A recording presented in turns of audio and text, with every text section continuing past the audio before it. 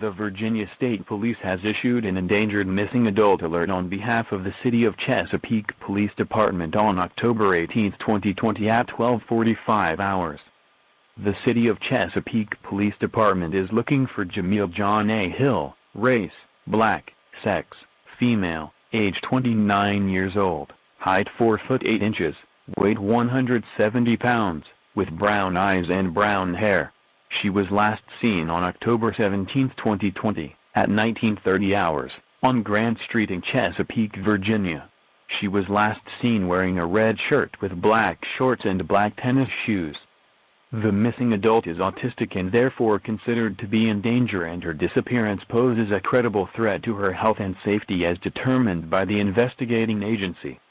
Please contact the City of Chesapeake Police Department with any information regarding her whereabouts at 757-382-6161, or you may find complete information at www.viasenioralert.com.